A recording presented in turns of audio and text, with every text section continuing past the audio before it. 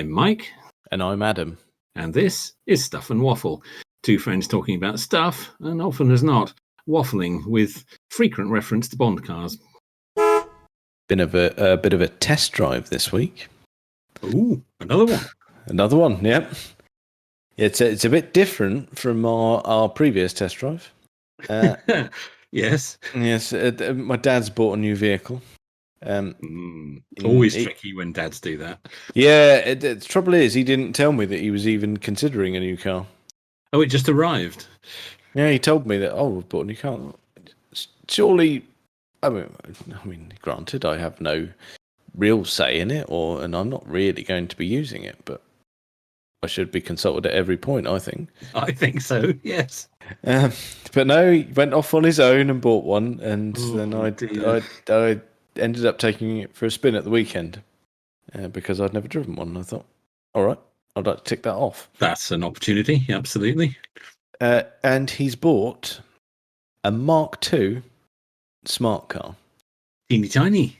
Yes, yeah, I should clarify. Yes, a Smart 4.2. Okay. Yes, so yes, teeny tiny. Teeny tiny. Blimey. Any particular reason, or was it an accident? He bought this because it was a contender for him. He quite likes it, and he's done his research. He's bought a very specific one. Okay. I like the fact that he's researched and found the one he wants. Yes. That's good.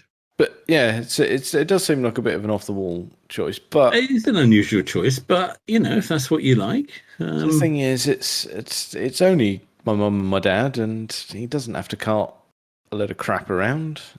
Well, he's not going to be able to now, is he? No. Well, I suppose he's got my mum's car for that. And this is not the only car in the household. No, but we'll gloss over hers. Okay. I'd tell you what, let me just inform the listener, and then we can move on. Her car is a Hyundai Matrix. Oh. Yeah. Yeah, okay. Yeah, so whatever you think, really, on that one. What can you say, really? It's just hang on, awful on every level. Styled by Pininfarina. Yeah, on a really bad day. Got a Pininfarina badge on it. That's your lot, really. They styled the badge. Does the rest of it have styling? No. That's truly... No, the rest of it has grey. That's just awful. Yeah, I told you we'll gloss over it, but my mum doesn't care. It's a functioning car, and it does what she wants. Oh. It really is a car for people who do not care one bit about cars.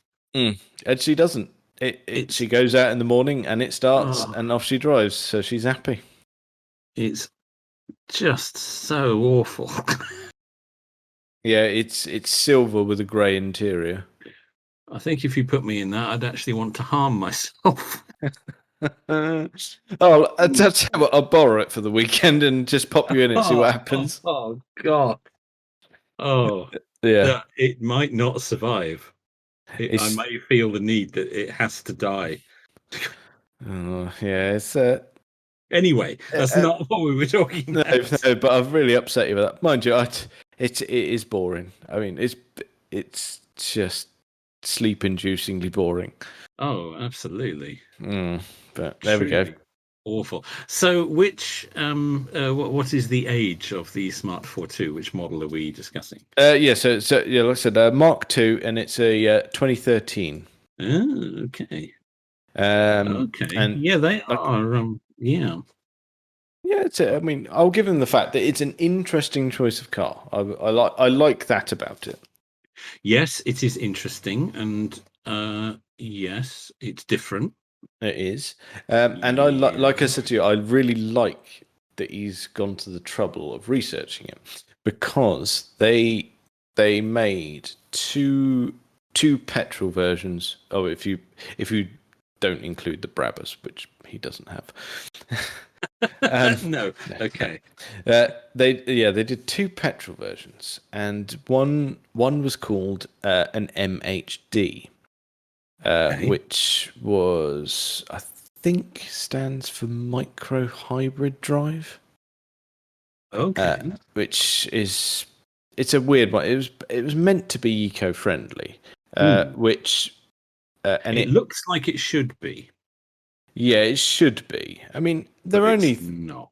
They're tiny 3-cylinder engines. They're not. It's not going to cause too many issues. But these MHD ones, they had start stop, but it was governed by a device called a starter generator, which was belt driven, and it acted as both the starter motor and the alternator. Okay. And it supposedly, the system was able to generate electricity to charge the battery when it was braking. Oh. So it's a really sort of odd. So you've almost got like a little regenerative braking system in there. Yeah, but that was because it's replacing the alternator. Yeah. Okay. But he'd done his research, and a lot of people said, "Don't buy that one. They're not really that good." Right. Okay. But the trouble is, the majority of people bought those. Apparently. Yes, that's what most of them are. Yeah, but he managed to get one that wasn't. Okay. Very good. So he's got one without that, which means his grams per kilometre are colossal. Yeah. Right. I think you can count on one hand the difference between the two engines. Okay. Right. But yeah, I popped into it and had a little go. Wow. And you've never driven a Smart before? No, never even sat in one. No. Never had any compulsion, but no, I was curious enough to have a go because yeah, absolutely, yeah. And it was quite fun. I'll give it that. Because but they live on the outskirts of town, so it was very easy to point it at a country road very quickly. Yes, of course. Okay. So we did, and God, yeah, it was chuckable little thing. You did a bit of door handling, did you, in that? Yeah. Well, that's it. I mean, the wheels are at the corners. True. It's a little go-kart, isn't it, really? It's a little go-kart. Yeah. Rear engine, rear-wheel drive. There you go. It has got it all, isn't it? Yes. Am I right in thinking underneath it was built by Mercedes? Yeah. I don't know how much they built, but it was certainly Mercedes own it. Yeah. I think the engines in them were actually Japanese. I think they were Mitsubishi engines. I think. Okay. Yeah, it looks like it should be. Yeah. Yeah, because they're a little 3-cylinder, 1 litre engine. I think they're turbocharged. I think. Wow. Well, I think his one is. Okay. In terms of in the driving experience, the only downside is the gearbox. Okay. They only come with one gearbox. Right. And it's a 5-speed automated manual. Oh, that sounds bad. Yeah. So in auto mode, it's dim-witted. Okay. But in manual mode, there's a delay. Oh. So not very manual then. No. And Dad explained it because he'd had it a few weeks and had got used to it. Right. And he said when you want to change, he said if you're approaching corner, he said just try and think you're about to do a reasonably speeded downshift or upshift in a manual car. He said it's not a slick racing gear change. He said just think about you're taking a brief moment to adjust the gear. He said, and you'll be well away then. So it's just there is a bit of adjustment because he prefers it in manual mode because it's more responsive than it is in automatic. Fair enough. Yeah. But interestingly, because my normal car's an auto. Yes. And I got into his and put it into the manual mode, which is actually easier to put into than auto mode when you set off. So yeah, I started with that. and it was fine. Set off, changing up the gears, but no clutch pedal, and used to drive my own car. I didn't change down when I came to a junction, and it's clever enough to do it for you. Oh, okay. It preempted me being a forgetful tit. Oh, that's interesting. Yeah. Okay. So I thought that was a nice touch. And it knocked it down it knocked it down a few gears for me. Okay. But yeah, Fair enough. as soon as we got on some open road, it started to feel a bit more natural. But it was surprisingly chuckable, nippy. I mean, not take your face off acceleration by any stretch, but still. No, but that's not what it's about, is it? It's not meant to be that. No, but it still felt, as long as you were thinking ahead, you had plenty of acceleration. Because, it's only small, isn't it? So. Well, indeed, yeah. Well, tiny, really, but... Tiny little thing, yeah. Mm. Interesting. Okay. Yeah, I quite enjoyed it. I thought... I tell you, it's one of those things. If he's away on holiday at any point, I'll probably ask him for a lend of it. Yeah. I don't want one, but it'd be a bit of fun. That would be interesting. Yeah, absolutely. Yeah, and he's not... Yeah, I think he's chosen well for him. Yeah, I think that's I mean, you have to have a very specific use case to be able to have that, don't you?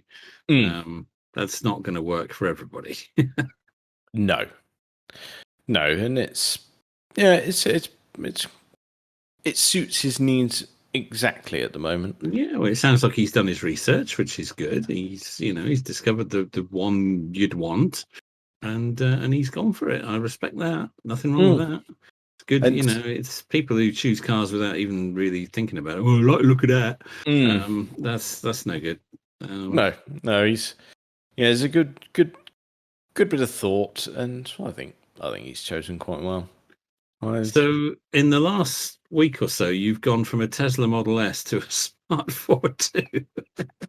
Yeah, it's a bit. I mean, there are extremes, and I've probably hit those. I think maybe you have on one of the biggest cars on the road to one of the smallest. Yeah, it's a bit weird, that, isn't it? Yes, you could probably fit the Smart. That's surprisingly difficult to say. In the Tesla's boot.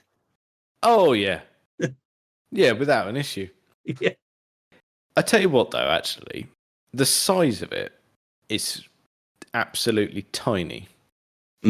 But I had to do some parking manoeuvres to get it back onto his drive. Yeah. I tell you what, the visibility is spoilt by the fact that it's so tiny. That's a funny thing to say. It's weird because the pillars at the rear are quite large. The pillars behind the door are quite large. Then there's another small little pillar by the edge of the boot, and it makes the visibility just a bit crap. I mean, it's fine. You're not going to hit anything, but if you look behind, you think, "Oh, this isn't as good as I was expecting. I thought I was going to be able to sort of see exactly where I was going, but it's a bit." But surely the rear window is the back of the car, so. Oh yeah, it's not too bad to gauge. But I tell you what, when you look behind, in terms of luggage, there's quite a chasm between where you sit and the rear window. Oh, okay.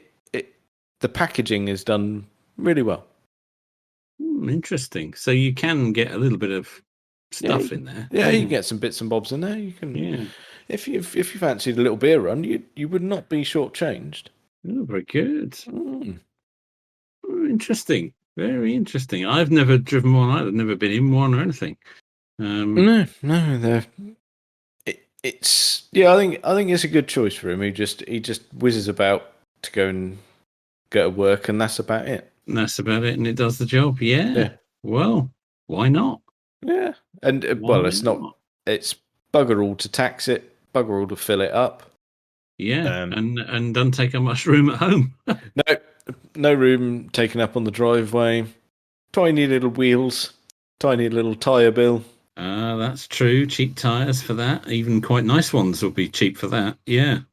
Oh yeah, I did actually have a little scout round. He's got a lovely set of Continentals on it.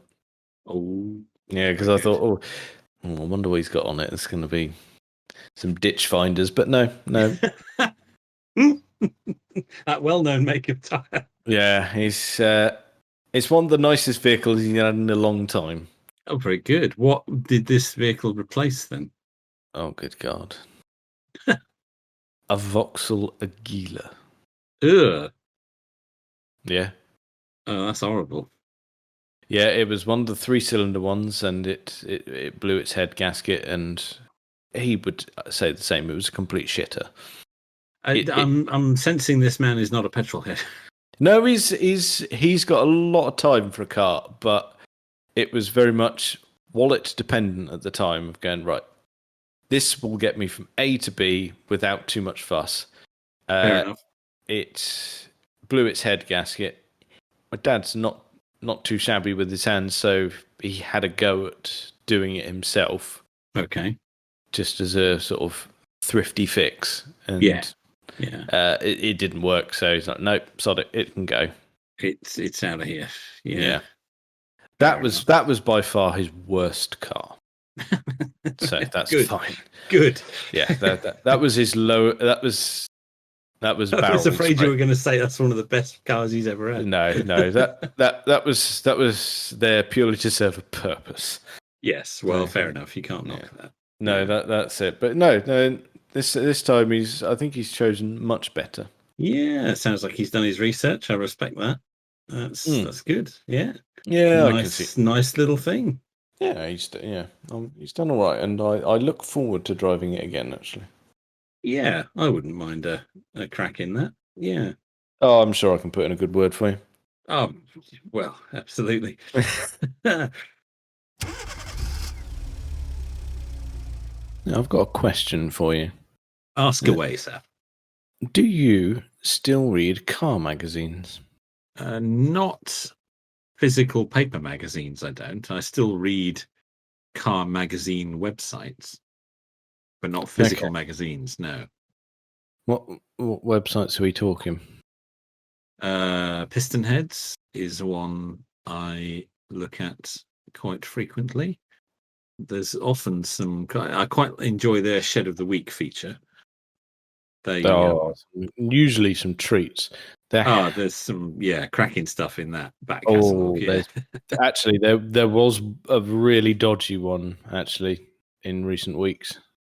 I'll see if I can find it. God, then when was the last time we actually bought one then? Well, car magazine. Yeah. Oh, blimey. It could have been 11, 12 years ago. Bloody hell. Yeah, absolutely. Yeah, I had some classic Jaguar magazines from back then, but it's been a long time because I used to buy computer magazines as well, and I haven't had one of those for yonks. So, yeah, a physical magazine is a thing of the past for me. It's been a long time since I've had a physical magazine. I'm quite surprised, actually. Are you? Yeah, well, maybe I understand recently, perhaps, but I'm surprised it's been that length of time. Yeah, I gave up on it quite early on. Okay. I moved myself online for that kind of content. Yeah. Must mean I'm an old codger then. Well, we've all long suspected it. Yes. Well, they do call me Grandad. You have got the Volvo estate. Let's be honest. Yeah. Yes, this is true. Yeah. Yes. On the Grandad topic, I do recall a Le Mans visit, and the campsite that we used got they put a marquee with a bar in it, and we were acquiring a beverage, and they in the bar while the race is on, they've got a telly with race occurring, so while you're getting your drink, you're not missing anything. Of course. So we popped in there, and while we were queuing, I thought, I'm going to take this opportunity for a loo break. So I just said to the chaps, just go to the loo, get me a pint, will you? And I strolled out to go to the toilet, and all of a sudden there were major events in the race. And out of the marquee appeared Jay, and he shouted "Grandad," and obviously I turned around. Of course. But the rest of the campsite cottoned on. It's like, why is he shouted "Grandad" at him? They look quite similar ages. It confused the shit out of that place. Yeah, I bet it did. Yes. Yes, I thought you'd like that. That's a nice nickname. I might have to adopt that. Yes, thank you when very talking much. about you now. Yeah, absolutely. Yes, well, there's a lot of people who already do. So Nice. I can sort of see it. Yeah. bunch of bastards. Oh, of course. Um, Yes. During our mulling over there, I have found the shed of the week. It was from mid-April. Yeah. I will send you a link. But for the listener, it is Hyundai Sonata. Oh dear. Yes, Oh, that's bad. that's awful. That's bad. Oh my word! Look at the state of that. Hideous. That's nothing about that works. No. Nothing. There is nothing attractive. Look at the interior shots. Every line is wrong. It's oh dear. Oh. Check out those seats. Oh, polka dot velour. That's quite a thing, isn't it? And the fakest wood. Wood is not that color. No wood ever has been that color. No. No. Oh, and the cheapest, shiniest plastic. That's horrible. Yeah. That's really horrible. That really let that feature down for them, didn't it? That's because Shed of the Week is there's some really tasty stuff in that. Some proper gems normally. There really is, yeah. That's that one's scraping the barrel. Oh, why would you want that? I don't understand. No, that's horrible. That's even the colours horrible. Yeah, they've got every feature of that is hideous. It's just nasty. It's almost so terrible that you'd want one. No. No. I'm going to be honest with you there. No, fair enough. You think you can manage to resist? How much was it for? It's a very good question. Well, it's normally around the grand mark, isn't it, for Shed of the Week? It's more. They've gone over budget for it. Oh, well, 1.5. No. And it sold. It did. Who on earth bought that? There is nothing of interest there. It's not for anyone, that. No, it isn't. That's truly terrible. They've let the side down there. I'm disappointed by that. Yeah, I thought I'd ruin it for you. That's bad. Yeah, no, because Shed of the Week's usually a solid read. Yeah, but no, my sort of magazine type car content these days is on YouTube. That's fair. And, I'll be honest. I still have magazine subscriptions. You did what to actual magazines? For actual magazines. Wow, that's hardcore. I didn't know any of them were still doing print runs. I thought they'd all moved online. I have a subscription to Evo. Ah, good choice. Good choice. It's just cars that I'm quite interested in. I quite like the modern stuff, and well, obviously, with it being Evo, it's all quite exotic things, really. Yes. Yeah, it's one of those things. I bought it years ago, and it's just never stopped. They are everywhere indoors. If you've been buying them that long, there must be. Yes, there's a few that I had subscriptions to, which I've since stopped. I was a subscriber to Race Car Engineering, but it got to the point where there was quite a lot of in it that I didn't understand. Right. It got very in depth. I just think this really is wasted on me. The value is gone there. Yes. Yeah. I did have a subscription to Motorsport magazine for quite a while. Right. But through no fault of theirs, I kind of fell out of love with Formula One, which was a big feature for them. And I know they focused on some of the sort of vintage pieces in there, which was really nice. But there was quite a lot about the modern Formula One stuff, and at the time it was doing nothing for me. I've kind of rekindled it a bit now, but Yeah. yes, it's yes. So I do, but Evo's remained consistent. I actually have Yeah, that. that's a solid choice. That's a solid choice. Yeah, Mr. Metcalf's former publication. Yes, and Yes. Mr. Paul's still got his section in there. So I really enjoy that. Yes, I forgot he writes for that sometimes. Yeah. Oh, Yeah. he's every issue. He's got his. Oh, is he? He's regular. Oh, okay. He's got his own piece in there every month. Oh, very good. Same as Dickie Meaden. Yes, of course. Yeah. Yes. So, well, he's not only does he do his own piece, he obviously does some of the car reviews in there as well. Yeah. But yeah, I still really enjoy that. Good choice. That's a solid choice. But no, I haven't bought a print magazine for a very long time. I'm set in my ways. I could never get on with the digital issues. That bothered me. Remind me what it is you do for a living again. Well, no, that's all fine. It's the same with I don't have a Kindle because I like real books. Okay, yeah, well, I can understand that. Yeah. I'm the same with the magazine. I want to have it in front of me.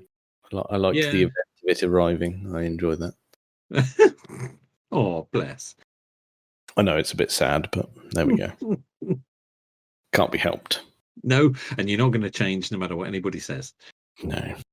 Mind you mentioned computer magazines. I do also have currently a subscription to Retro Gamer and PC Gamer. That's understandable as well. Yeah, again, solid choices. Yes, so there's a lot of shelves taken up, and that's the problem. That was the problem. The enormous amount of room it all took up. Yeah, I've got enough silly stuff that I keep forever without adding to it. Yes, and they're not lightweight either. No, you need a substantial shelf to cope with that. Yeah. Do you ever go back and read earlier issues? I don't like. I wouldn't ever go back and do cover to cover, but sometimes if someone brings up a topic and I'll go and I'll head off to the loft and get the issue out. You'll dip into the archive. Yes. Yeah, I like that. Yeah, I do that with YouTube. Yeah, I can. It's a tad easier. I go back to stuff. Yes, I think it is exactly. I haven't got the room to store years worth of magazines. No, I tell you what, some ones that do come out quite regularly is if a topic comes up a bit, I will often break out one of the Evo Car of the Year editions. Yeah. Usually jam packed full of treats. They've had some, their Car of the Year ones are quite special. Yeah. And what I do like as well, being a subscriber, is you get the subscriber front covers, which are just a photograph without all the gumph on it. Oh, get you with your special editions. That's lovely. I really like that. I'm seeing more and more why they call you Grandad now. I can see the name is more appropriate than I first realised. Have you got a comfy chair that you read them in every month? Yeah. Yeah, don't mess about. No, get my slippers on and away I go. Oh, very good. It's, mind you, like you say, I mean, yes, you're doing it online, but it's still giving someone a job. It's granted, it's no less effort to write the words. Yeah, absolutely. And take the photographs and do the layout. I mean, absolutely. It's still effort, and a lot of the magazines, of course, have gone online now and stopped their print runs. But no, I enjoy the content. I just don't have it in physical form anymore. No, that's fair enough. Yeah, absolutely. Yeah. I mean, even someone like Evo, they've got plenty of material for you to actually read online. I know they bang out videos as well, but they do. They're into everything, aren't they? Yeah. Well, you got to think. Do you remember when Harry was on the Collecting Cars podcast? That was a very interesting interview. Yeah. And he sort of explained when they said, "Oh, do you want a website?" He went, Oh yeah, I suppose we better have one. Yes. And it all went crazy initially with the forums and then the video content. Yeah. And it all got a bit much because it was called Evo Diaries, wasn't it? Yes, Initially. that's right. Yes, it was. Yeah, that's Mm. right, on YouTube. Yeah. And he didn't get it at first at all. No. He didn't understand how it was ever going to make them any money and what was the point of it. And it was just taking people away from the magazine. So why would they do it? Mm.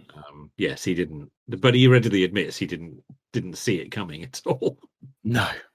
I don't think many people did. No, to not begin at all. with. And then there was a bit of a moment where they realised that it was actually going to become more important than the magazines. There was times when people got it ever so slightly wrong.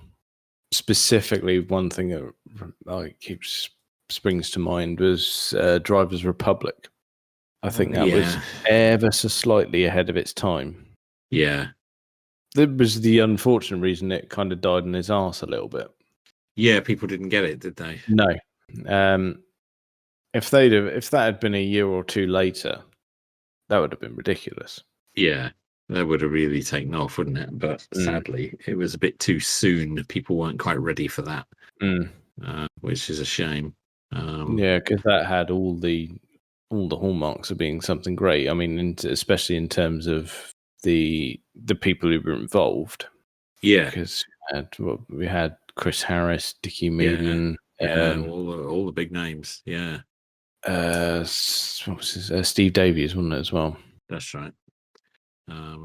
Yeah, I mean, Chris Harris tried a number of different outlets, didn't he, for his work? And he's bounced on and off YouTube several times over the years.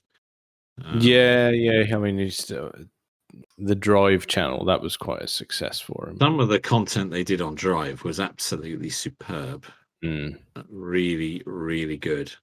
I think that's where I first came across him, actually, was on Drive. Although he did do some stuff for, I think it was Autocar when they very first had a YouTube channel. He did, particularly his own 911.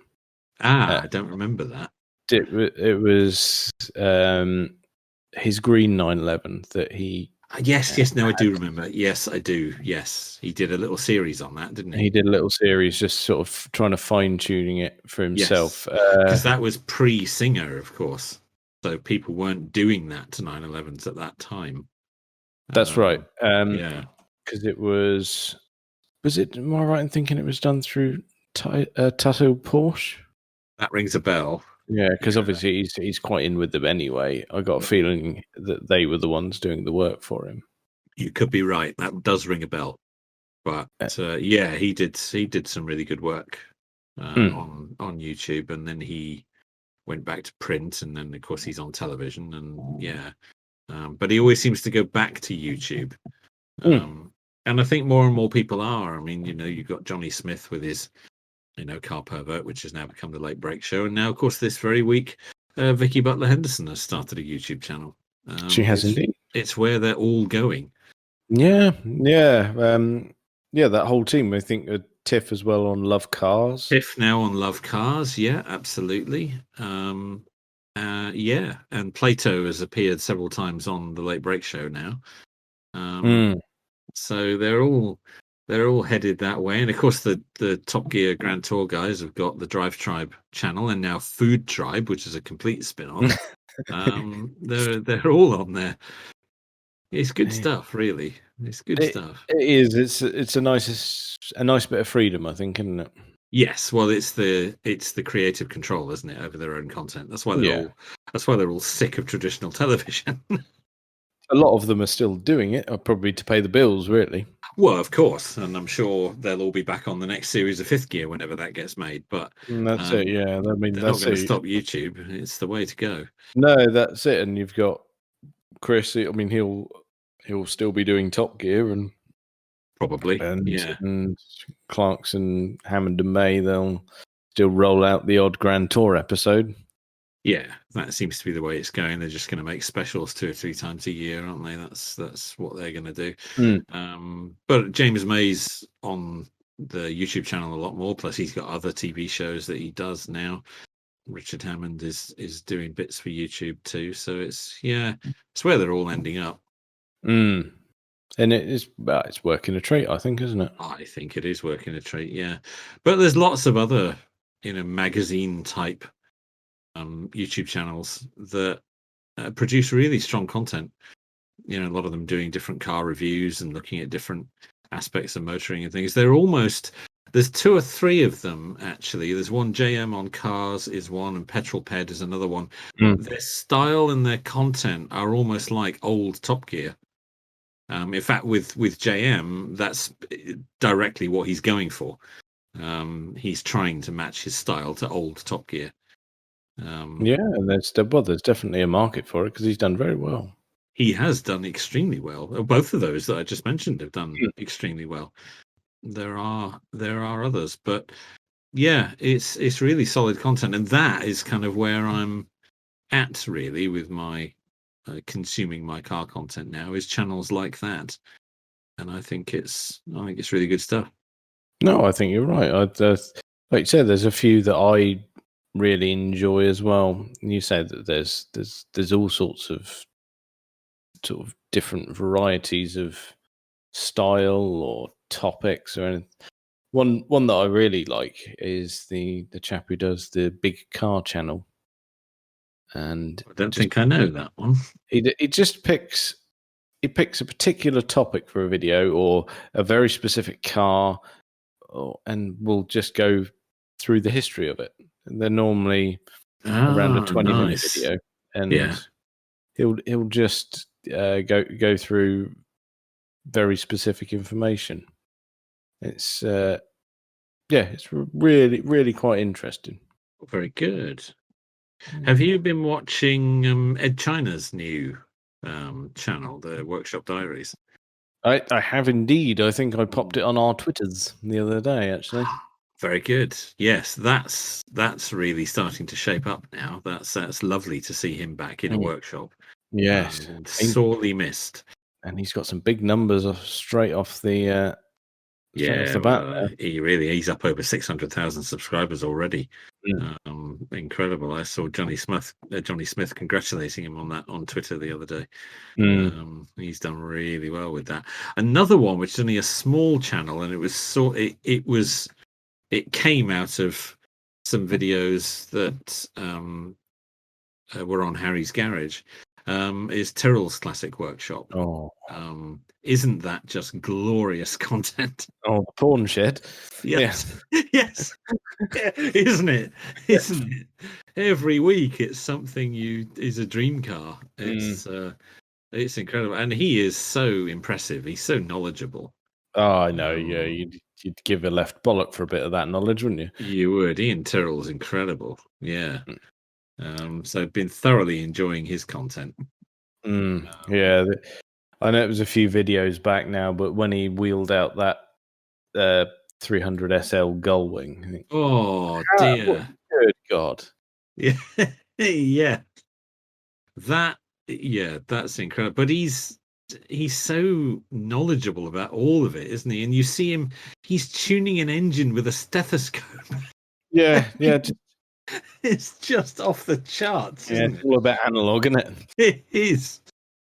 But he's standing next to that Gullwing. That was incredible. I mean, that's £500,000 car easily, or more like 3 million actually, 3.5. Yeah, so you're going to be in silly money there. Yeah, you are.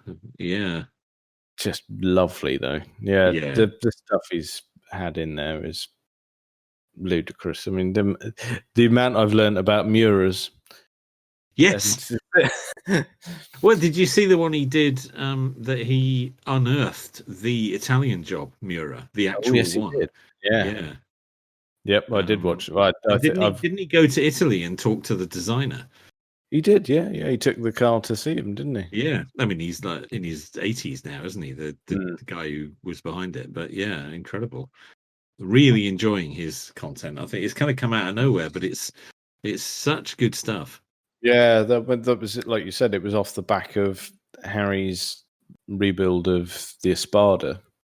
It was, wasn't it? That's where he took it. Yeah. And I think Harry must have had a word with him and said, you want to get a channel going here because you've got some cracking stuff in this old shed. Yes. Yeah, I bet. I mean, to be honest, I bet the reception of those videos got people saying, show us the things behind your car. Yeah, we want to know more about this guy. Yes. Yeah, I'm sure. And he's very good in front of camera as well. He is actually. He's getting better. He was a little bit wooden to begin with, but I mean that's natural. You're bound to be. Another channel, and I don't know if you've come across this, but this guy is superb, and I would strongly recommend watching not only his current stuff, but go back and watch all his videos. The channel is called Soup Classic Motoring. Okay, that's a new one on me. Check it out. You will love it. It's he's a Greek Irishman, obviously, who he's just a guy working on his own in a shed, but he's been painstakingly restoring a number of cars one by one over the last few years. But he records the restoration using stop motion photography. Right. So you see, which is where you take a frame and then you move something and then you take another frame and then you move something and then take another frame and then you stitch all that together, which means you can watch him doing the restoration, but he's not in it. The car will sort of dismantle itself. It's amazing to watch. I mean, it must be hours and hours of work just to get a few minutes of footage. And he is in it because he's doing voiceovers and he does pieces to camera, but the actual work is all done in stop motion photography, and it is painstaking. It's incredible to watch. He did a full restoration of a Series 1 Range Rover, a Vogue SE, which had been his father's. And he dragged it out of a barn where it had been put away, and he's done a complete bare metal restoration on it himself. He's done the whole thing on his own, just learning as he goes, and recorded the whole thing. There's hours and hours of footage in stop motion photography. He stitched it all together as a sort of I think it's about a 3-hour video.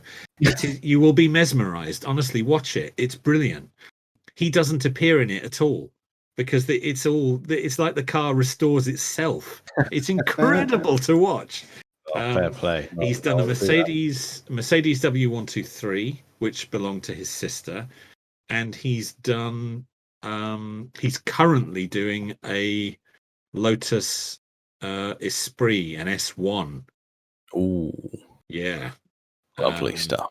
Which he bought. It was completely knackered, and he's doing a full body off restoration of it. And he went and he found the guy who bought it new, and he went and interviewed him, and he occasionally will sort of interject interviews with interesting people. There was a guy he went to see as well as part of this Lotus thing who was a Lotus test driver back in the 70s, and he went and interviewed him, and he interjects sort of interesting stuff. But the actual restoration, it's incredible content. Soup Classic Motoring, go and check it out. It's brilliant. It's absolutely brilliant. He's a really interesting guy. His pieces to camera that he does are really good. He presents well, but this stop motion photography, I mean, the work that must go into that, and it must reduce the restoration down to a crawl. I mean, he can't even undo a bolt. He has to one turn, picture, another turn, picture, another turn, picture. It must take him 20 minutes to unscrew a bolt. Oh dear, what if it's a stubborn bolt? Shit. Well, exactly. Well, that's even better, because you see him spraying on the WD-40, in stop motion photography. I mean, how he does it is just brilliant. Really clever. But it must, I mean, I think his Range Rover restoration took something like 4 years because he was doing it in stop motion photography. Yeah, I bet. Yeah, that's gonna tack on a bit of time, isn't it? It's painstaking. Yeah, it really is. But yeah, go and, as I say, don't just watch his current content. Go back and watch his earlier stuff as well. Okay. It's really good. I've been through his channel and watched every single episode. It's amazing. Oh, very good. We'll have a bit Yeah, of that. that's my top tip for this week. A lovely Some top tip classic there. motoring. Yes. Before we wrap this one up, I think there's another channel that I feel must get quite the recommendation. That's the chaps at Bad Obsession Motorsport. Okay. Yeah. The Project Binky guys. Yes, I know what you mean. Yes, Their indeed. attention to detail and fastidious fabrication techniques is just something to behold. Yeah. They're not on this planet, I don't think. Honestly, you think, yeah, that's all right. I can do a bit of spannering. I'm all right. And then what they do is off the charts. Yeah, absolutely. Yeah, and it's fascinating to watch. And they're brilliant on camera. Their humor is great. Oh, it's one of those ones where you get the notification on your phone to say there's an episode out, and go, right, stop everything. Yes, absolutely. I do that with Soup. As soon as it comes out, you have to watch it because you know it's going to be just a joy to behold. Mm. Yes, that's a fair shout. Bad Obsession. That's good. That's good stuff. Again, like you say, the attention to detail and they're just wanting to get every little thing right. Never before has a mini been built that well. No, nowhere has anyone done that to a mini. No, absolutely. A 1980 Austin Mini, good God. That would have been thrown together. That was not a quality product when it left the factory. No, not at all. No, you watch those early episodes and the holes. I love they did a bit of time lapse footage of the sweeping up of the rust that came out of it, which I quite liked. Yes. The floor was a bit manky from what fell out. Yeah, I imagine so. Yeah. Not good.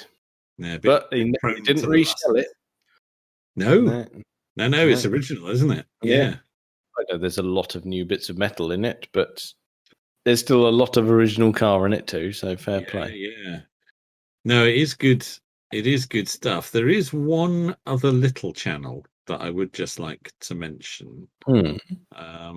He's been mentioned on actually a couple of other channels that we probably should mention. He's been mentioned on Hubnut, and he's also been mentioned on Furious Driving because he's a rover restorer. Nitro Sylvia.